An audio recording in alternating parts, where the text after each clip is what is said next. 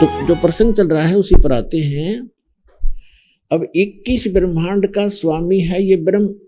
और गीता अध्याय नंबर 15 के श्लोक नंबर 18 में कई भक्त कहते हैं, हमारे भक्तों को कुछ कहते हैं दोबार के व्यक्ति के, तुम्हारे गुरुजी 15वें अध्याय के 18वें श्लोक के बारे में क्यों ना बोलते। उसमें खुद कहता है ये कि मैं पुरुषोत्तम हूँ, लोक और वेद में मैं पुरुषोत्तम हूँ, सबसे उत्तम श्रेष्ठ हूँ।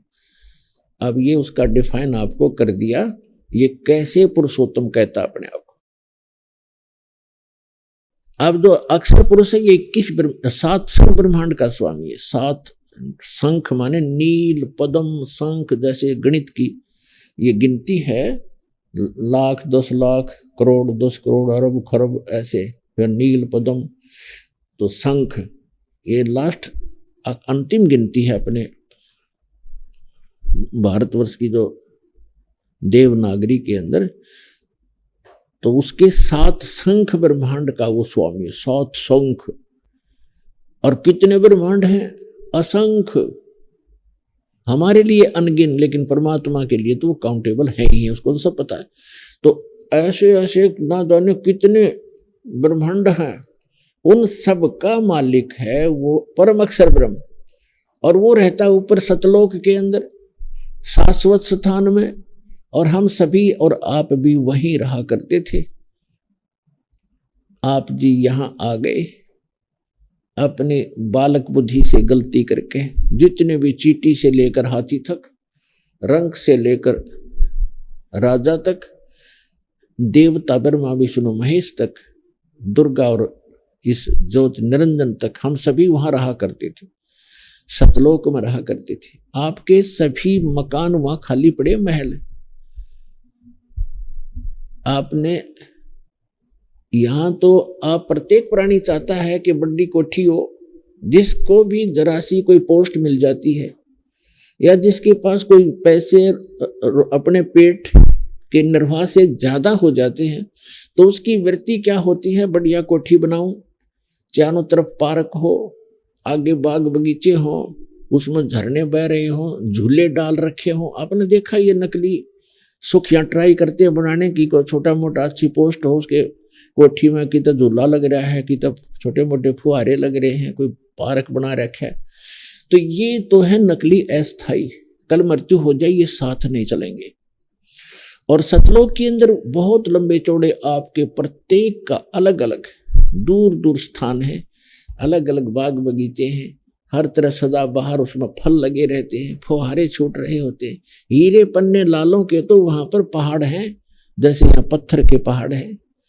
तो ऐसे लोग को छोड़कर हम यहाँ आगे, एक हीरा मिल जाए किसी ने, ओहो छुपाए फिर का बहुत बड़ी चीज मिल गई, और वहां ठोकरों में पड़े हैं ये हीरे आपके। तो कहने का भाव ये है कि हम उस सुख में सथल को छोड़कर अपनी बालक बुद्धि से गलती से यहां फंस गए।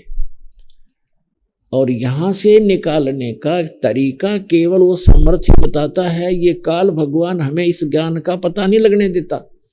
परमेश्वर ने जब हम गलती करके आए थे, उसी समय कुछ समय के उपरांत ये पूरा ज्ञान, सूक्ष्म वेद इंक्लूडिंग 4 वेद, ये सारा ज्ञान भेज दिया था, फैक्स कर दिया था इस काल यानी सर्वपुरुष ज्योत स्वरूपी निरंजन के अंतःकरण में।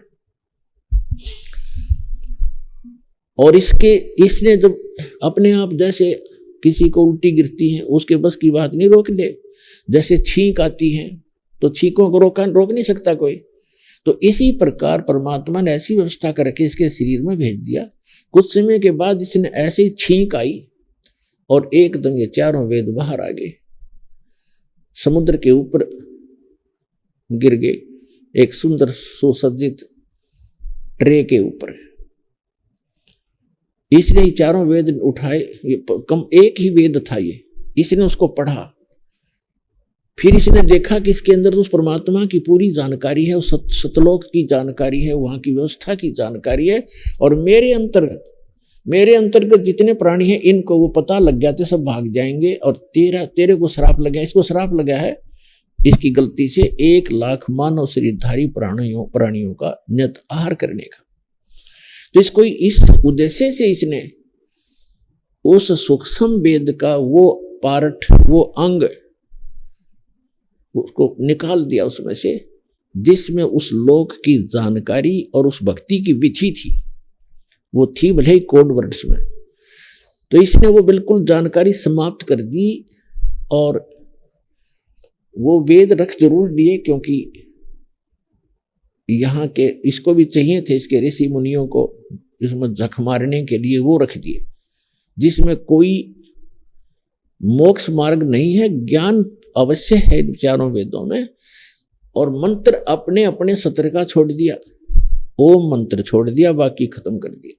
तो जिस कारण से इस कंप्लीट स्पिरिचुअल नॉलेज को, यानी सारे दातम ज्ञान को और कंप्लीट मेथड ऑफ वर्शिप को, वे ऑफ वर्शिप को, कंप्लीट कोर्स, पूर्ण ये मोक्ष भक्ति मोक्ष मार्ग को, मोक्ष विधि को और संपूर्ण कर्मों की जानकारी देने के लिए, इन सब को बताने के लिए वो परमेश्वर स्वयं आता, उस अक्षति को पूर्ति करने के लिए